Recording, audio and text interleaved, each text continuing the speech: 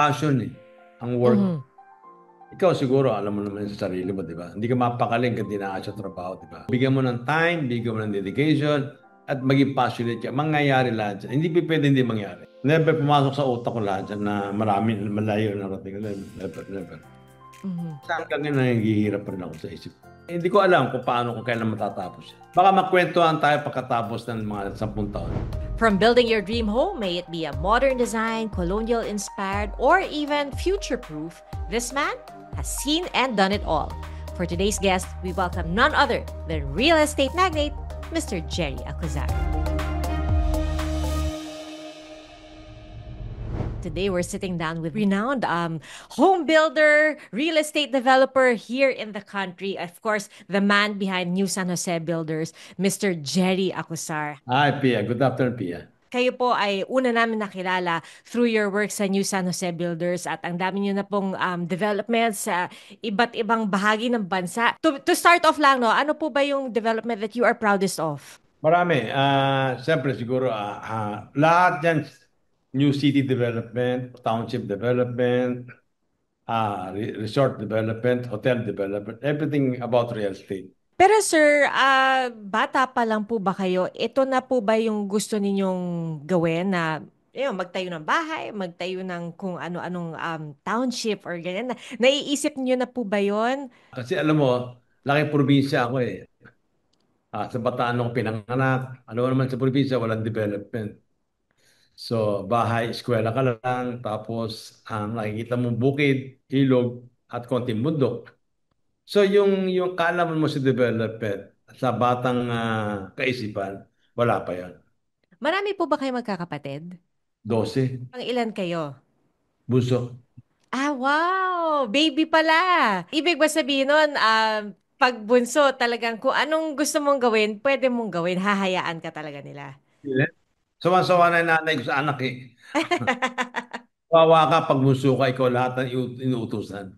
Ah, Siyempre, di ba, pag tumanda ka, di ba, sa probinsya, nire-respeto yung matanda eh. Pag sumagot ka, ba't ka daw sumasagot? So, pagka pinagalitan ka ng matanda, di ka pwede sumagot. Yung kuya mo, pag inutusan mo, susundin mo. Hindi ka pwede lumaban. Eh, siyempre, yun ang respetuhan.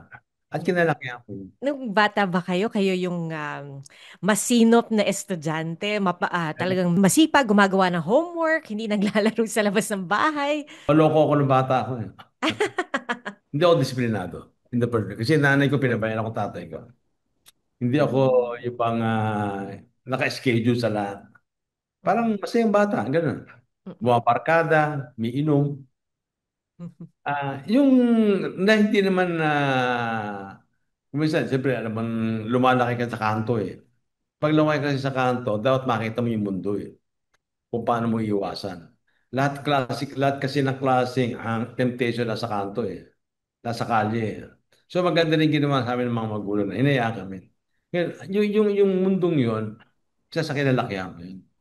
Kaya Mm. kilala ko makisama sa taong buti, medyo maloko, medyo maayos. So, nababasa mo yung mga tao at sino pwede mong pakisamahan. At Mm. pamamagitan nun, nakakakita ka na kung sino ang taong pwede mong asahan. Paano nyo ilalarawan po yung kabataan ninyo? Alam mo, depende kung anong gusto mong makita ng pananaw. Kung anong pananaw mo. Ano. Ngayon, kung titingin mo sa sarili ko, sabi ko, masaya ka ba dyan sa kinalalagyan mo? O masaya yung dati mong pinanggalingan? Kasi nung dati kong pinanggalingan, wala kang nakikita ibang development, wala kang nakikita nga ibang pagkukumparahan ng buhay mo. Kundi yung bukid, yung ilog. Sa'yo nakikita mo sa bahay. So wala kang regrets eh. Wala kang tinitingnan. So hindi ka malulungkot kasi wala kang pakukumparahan ng buhay. Isipin mo sa probinsya, wala kang kotse. Wala kang sasakyan. Naglalakad lang kami. Sumasakay lang kami. Pinakamabigat na tricycle lang. Yun ang buhay mo. Ngayon, sa tabi-tabi, wala namang restaurant na magaganda. Wala ka namang mga sinihan na second run, mga sinihang hindi naman magaganda. Yun ang pang probinsya. So wala kang pwedeng pagkumparahan at kainggitan sa mayayaman. Patungtong ko ng Maynila, ito na ang problema. May mga sapatos na maganda, may mga damit na magaganda, may mga suot na magaganda, klasiko. Medyo naiingit-ingit ka na. Kaya namumblema-blema ka ng konti. May kalungkutan. Kaya kung minsan yung ganyan, hindi rin masaya eh. Hmm. Pero napakaganda nung sinabi niyo, sir, no, na kung wala ka naman kasing pagkukumparahan, bakit ka may inggit o bakit mo iisipin na ikaw ay nahihirapan or may kulang sa buhay mo? So, iba rin yung pananaw na yun, na iba yung perspektibo. Depende rin talaga sa kung ano ang perspektibo ng isang tao sa buhay. Kada sa bata yan eh. Yung nabubuo sa kanya, hindi inggit. Nabubuo sa kanya yung pagkatao niya na maayos. Masasabi niyo ba na nung bata pa lang kayo, medyo madiskarte na kayo pagdating sa yung mga pagnenegosyo, ganyan? Kasi sabi ng anak niyo po, 7 years old pa lang daw kayo, nagbebenta na kayo ng ice cream. Ngayon, pag linggo naman, ang gusto ng tatay ko, kami lahat, para meron kami pera at meron kaming panggaso, nagtitinda kami ng ice cream, iba naman, co-construction. Para mabuhay kami lahat. Ganun na sa probinsya kinalaki ako. Mhm. Ngayon, pag nagtitinda ako ng ice drop, ang pinagpondohan noon, yung ice cream na yun, sa nanay ko pupunta yon, yung kita noon. Siyempre, wala naman kaming share eh. Pero may ginawa ako para kumita rin ako. Mm-mm. Instead na magtinda ako ng ice drop, pag tinda ko ng ice drop, ang ginawa ko, nagpalit ako ng bote at bakal, yung pinagtindahan. Eh, mas malaki tubo sa bote bakal. Meron akong batang tigabuhat. Doon ko nilagay kapalit ng ice drop ko. Ay, may tubo doon sa bote bakal. Mas malaki. Hindi alam ng nanay ko yun. Ah, so doon galing yung allowance niyo, Ay, sir. malaki, malaki. May pa na ako ng bata ko. Malaki allowance ko. Ano allowance ko? Doon, nalilibre ko na lahat ng kaibigan ko. Nanonood ka. Wow! Oh, pinakakain ko sila. Libre ko na sila. Mm. Nako, edi ang dami niyo sigurong barkada nun, sir. Ang dami naman. Buko ko naman. Kabagatan ko. Nag-umpisa po kayo bilang isang estudyante ng drafting. Hindi pa, parang kumbaga vocational pa po, hindi pa siya college degree agad. Mula high school, dumiretso po kayo sa drafting. Sa probinsya, na panahon na yan, siguro 1970s, ano, mayroong tinatawag na vocational school. Yung vocational school, parang ano yun isa sa mga program ng Department of Education.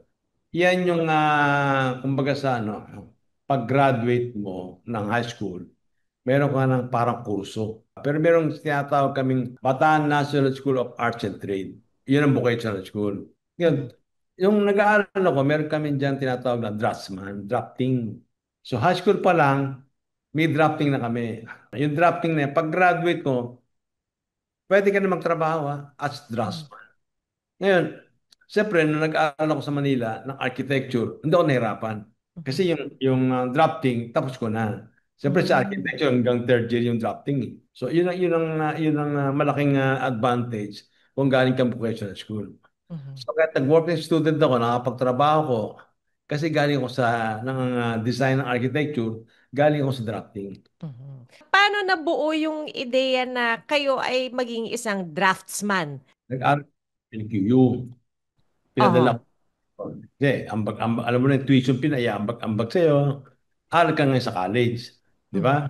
Manuel L. Quezon University. Diyan sa Quiapo. Nag-boarding ako diyan sa Concepcion Aguila. Diyan sa Quiapo. Napakagulo. Yan ang kinalaki kong mundo. Doon nagka-college ako. Padadala lang ako ng magulang ko, ng kapatid ko, ng allowance ko Mhm. every month. At siyempre, since mahirap lang kayo, budgeted ba masyadong budgeted yung allowance.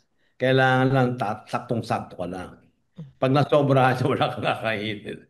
Kaya ang ulam ko, iklog sa umaga, iklog sa tanghali, iklog sa gabi. Ayan. Mhm. Ilagay iklog sa umaga, pritong ilog sa tanghali, scrambled egg sa gabi. Isang araw, Pia, siyempre, mahirap lang tayo, hindi naman tayo talagang nilalaos mo yung aral.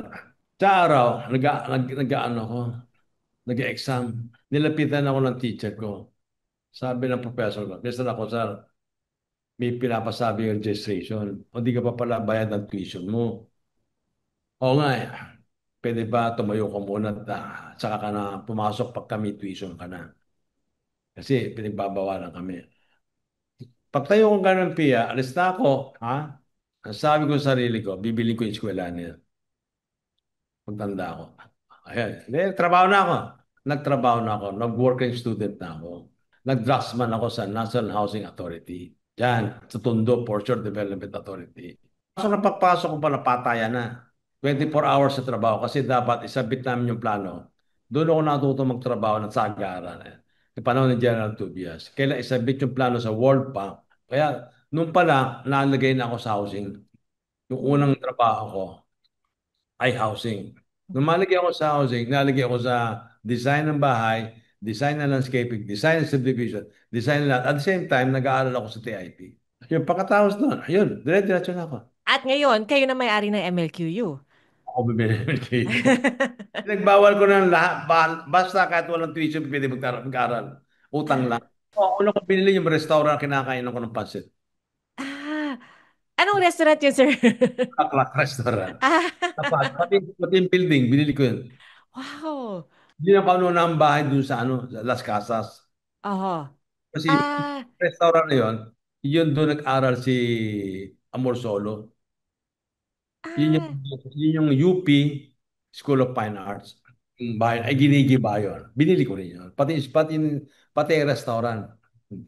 Tapos yung oh. tapat nun, MLQ, binili ko rin yun. Swertehan lang, boss. Para sa inyo, sir, ano yung matatawag niyong unang tagumpay sa negosyo? Pinag-umpisa ng San Jose sa 10,000 pesos. 10,000 ng capital niyo, sir. Ng 1986. Tama pa ba? Tama po ba? 1986? 82. 1980, Mhm. welding machine. Isang welding machine sa isang bar cutter doon sa likod ng silong ng bahay ng ate ko. Habang nag-drafting ako. Boy, iron works kung tawagin nila yun. So, meron akong isang welder doon, sa isang alalay, at isang ahente na tigahanap ng trabaho. Tapos ako namumuhunan. 10,000 na naman. Mura lang naman yun eh. So, yun doon ako nag-umpisa. Mhm. Tapos, dahan-dahan, nabubuo. Tapos napunta ako sa isang kaibigan kong engineer na may project siya na sabi, Jerry, sama tayo. Sige, sabi ko, ano yan boss? Meron tayong kontrata dito na 100,000. Ikaw na mag-supervise, ha? At 50-50 tayo. Ako nag-supervise. Naglagay ako ng 10,000 ko. Siya naglagay siya ng 10,000 niya. Oo. Tapos sinupervise ko, kung tumubo kami ng 80,000. O di 80, dapat 50-50 kayo. Dapat tig 50,000 kami. Binigyan niya na ako 10. Ipos siya eh. Dahil hinayaan ko lang, di ba? Natuto na ako doon. Ganun pa ang mundo. Binili niyo na rin ba negosyo niya, sir? Bandang muli, wala na siya. Ako na. Ah, ang pagkakalarawan sa inyo ng anak niyo, mas masipag ka pa raw sa kabayo. So, ah, Passion eh. Ang work. mhm, Ikaw siguro, alam mo naman sa sarili mo, di ba? Hindi ka mapakaling kung dinaan sa trabaho, di ba? Kasi naligay na sa katawan mo yan eh. Hindi ko rin alam kasi ako, ayoko matulog hanggang di tapos ang araw ko. Kailangan matapos ko siya. Kasi hindi, ayoko eh, ganun siguro nakalaki ako. Kung hindi man, make solution para bukas. mm, Yan din yung pinakamaganda sa isang, sa ano eh, dito sa, alam mo naman, limited lang naman ang buhay ng tao. Hanggang dito ka lang. Sa ito lang kaya mong gawin. Ba't di mo isagad? mhm, At magiging masaya ka naman pag ganun ang ginawa mo. Kailan maging masaya ka? mhm, Importante, Pia, masaya ka sa trabaho mo. Pag hindi ka masaya, iwan mo yung trabaho mo. Pag yung trabaho mo, hindi ka masaya, hindi ka aseso, dapat mhm, masaya ka. Ako, mhm. maligaya ako dun sa development. Gusto ko may ginagawa, may bagong innovation, may tinitignan, may inaaral. Hindi pa pwede wala. Kasi dapat masanay ka. Kasi dapat naiiba naman kung minsan sa iba. Hindi pare-pareho. Diba? Hindi ganun eh. Isa sa mga pinakakilala ay yung Las Casas, Filipinas de Acusal sa Bataan, ang inyong hometown. Ah, yung ideya po ba ng Las Casas, nag-umpisa po ba ito sa simpleng bagay lang? Siyempre, umasenso na ako, di ba? Hindi, nagkapera na. Siyempre, mga anak mo, pinag-aaral mo na. Iba sa Amerika, iba sa London. Every year, naghatid ako ng bata sa London. Mhm. So, paghatid mo ng bata sa London, siyempre, meron ka 3 weeks na bakasyon. Yung 3 weeks na bakasyon nun, iikot ako sa Europe. Para mapagbalik ko, hindi ako pagod. Doon ko nakita yung heritage. Buong Europe naka-heritage. Awang-awa ako sa Pilipinas. Wala tayong heritage. Tapos yung anak ko, ano pa, nag-graduate pa ng, ng art history. Nabuo doon. Doon na buo yung Las Casas. Nakakita ko Astonia. Maliit na city, maliit na town. Pwedeng gayahin to. Tama nga. Tapos nadinig ko sa London kung paano nirebuild yung London. Nakita ko rin yung Moscow, kung paano nirebuild yung Moscow. Kada tour ko na ito, yung gatong restoration, ganyan-ganyan. Dapat pag nag-restore ka, kung nasa ng source of raw materials, doon mo rin kukunin. Kung anong method of construction during that time, dapat gagayahin mo. Pag pinagtama mo yung dalawang materyales at dalawang finished product, hindi nagkakali at hindi magkaiba. Meticulous ang restoration at hindi siya mura. 'Di ba, sir? Paano mo i-describe yung proseso na ginamit nyo sa pag-restore sa mga heritage homes sa Las Casas? Yeah. Hindi mo magagawa to kung wala kang backup. Backup shops. Like what? Tiles. Dapat marunong kang gumawa ng yung old Spanish tiles. Dapat marunong kang gumawa. Marunong kang gumawa dapat ng mga baluster na luma.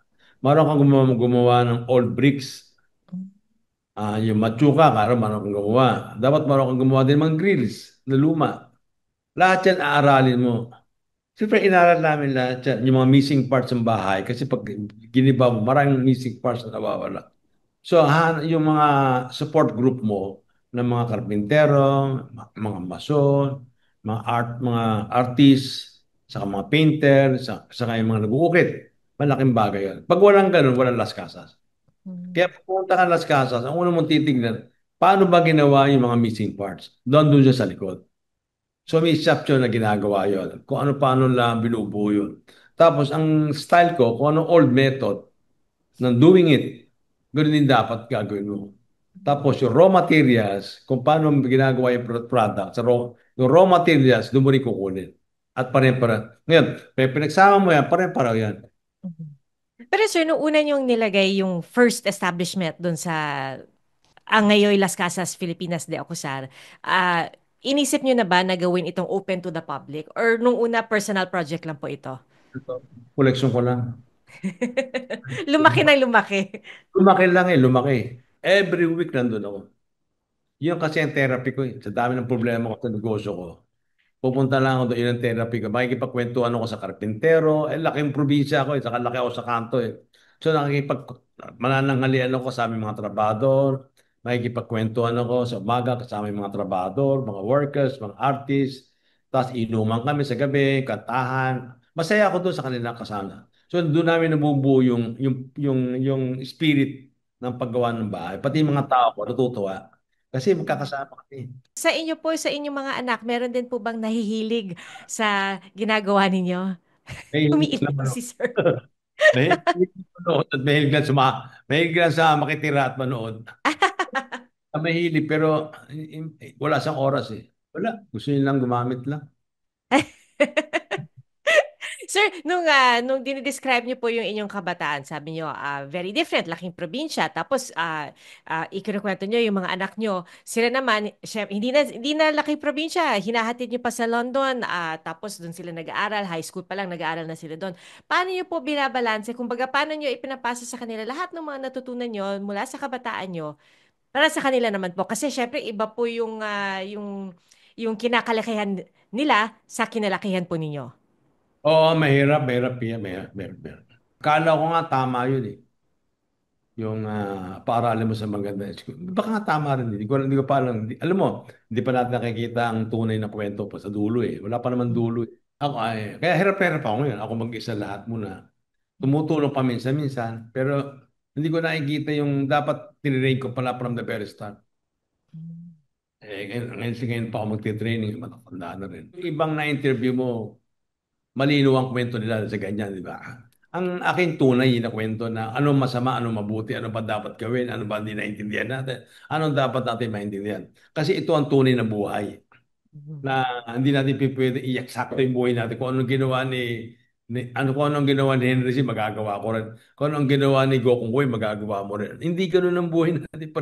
Kasi magkakaiba tayo ng tao, magkakaiba tayo ng environment eh. Kaya kung minsan, hindi mo pwedeng kopyahin to eh. Mhm. Kaya ang mangyayari na lang yan, siguro sa tao na lang, kamukha ko, dedicated ako sa trabaho. Ngayon, ngayon, natuturo na ngayon ako sa anak ko kung paano. Medyo Mhm. mahirap.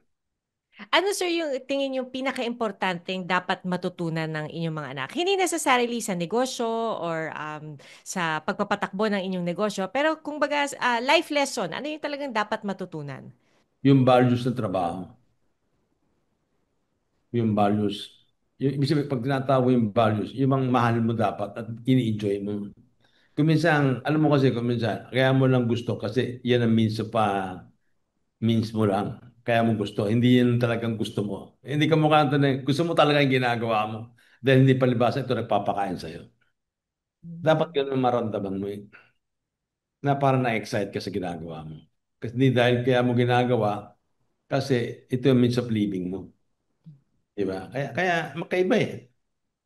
Kaya, Mhm. kaya ako, hindi mo pwede ikumpara sa anak ko. Siya, hindi pwede ikumpara. Magkakaiba kasi baka magkakaiba siguro. Pero actually, yun ang nakikita namin sa inyo, sir, no? Na talagang may pagmamahal kayo sa trabaho nyo. Kaya nga, hindi kayo, di ba, sa umpisa, nag-umpisa kayo, draftsman, hindi kayo humito sa kung ano yung natutunan nyo sa kolehiyo. Talagang, kung ano-anong iba-ibang mga klaseng trabaho ginagawa nyo. Di ba darating sa'yo na kung minsan dumating ka sa mundo doon na walang alam, na wala natin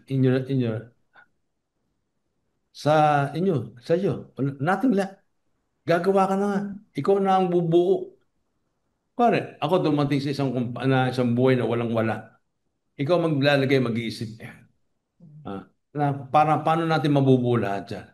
Sigurado may solusyon. Sigurado mabibigyan mo ng time, bigyan mo ng dedication, at maging passionate ka. Mangyayari lahat yan. Hindi pa pwede hindi mangyari. Ngayon lang, siyempre may mga ups and down yan. Yung ups and down, siguro, saka mo lang titignan. Yung ups and down, doon ka na mag-a-adjust. Sa dami, sir, ng ginagawa ninyo, meron pa ba kayong oras para um, parang pause lang muna. Pause, reflect, balikan yung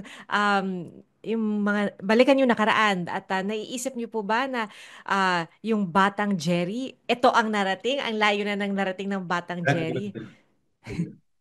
Never pumasok sa utak ko lahat yan na marami, malayo na rating. Never, never, never. Mhm. Sa hanggang ngayon, naghihirap pa rin ako sa isip ko. Talaga, sir, sa dami ng mga na-accomplish nyo na. Oh, ang ganyan ba isip ko? Marami, nasaan na, dami na nga ngayon. May ganito ka, may yate ka, may ganito ka na. Mhm. Nakalipad ka ng private plane mo. Lahat Mhm. nagagawa mo. Pero never nag-occur sa sarili ko na meron akong ganito. Lagi ang sa isip ko, lagi ang kulang. Mm. Kaya di ko kasi, kumbaga, walang contentment, boss. Ah. Alam ko, siguro yung iba, nako-content na, may contentment na. Siguro ako, baka siguro ganun. Baka somehow, sometimes meron, darating din sa akin yan.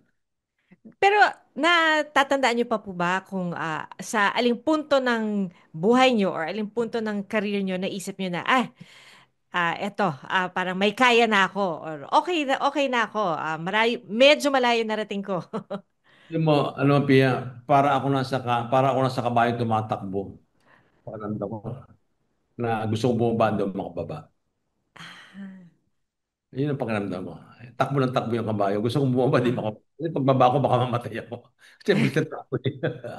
Yun pa rin nararamdaman ko hanggang ngayon. Hindi ko alam kung paano, kung kailan matatapos yan. mhm. So, Ah, baka magkwentuhan tayo pagkatapos ng mga 10 taon. aside of course from yung mga personal properties and personal possessions niyo, sabi niyo para kayong nasa kabayo na mabilis ang takbo. Pero saan po kayo nakatingin? Ano po yung natatanaw niyo? Ano yung alam niyo po ba kung ano yung gusto niyong puntahan pa? Marami pa eh.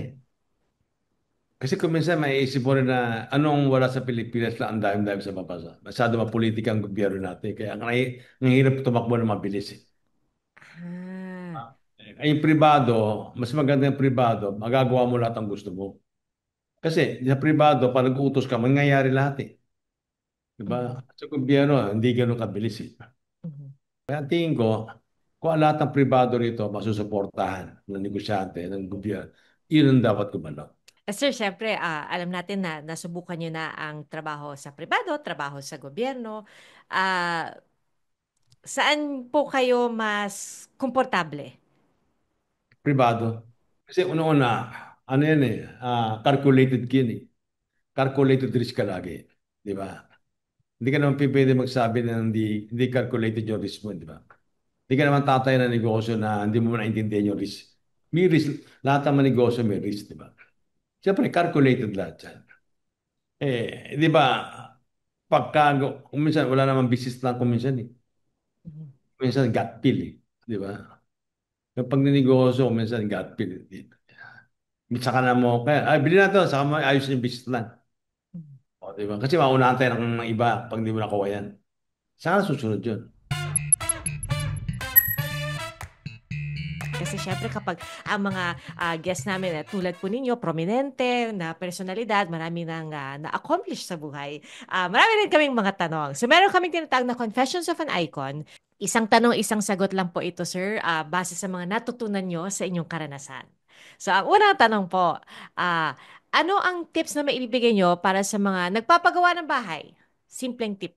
Alamin mo kung sino kausap mo na kontraktor. Wala, Pinaka-importante. yan ang importante. Pangalawa, may kontraktor ka na. Ang pinakamaganda, ikaw ang bumili ng materyales. Para hindi nadadaya. Para hindi ka natataya.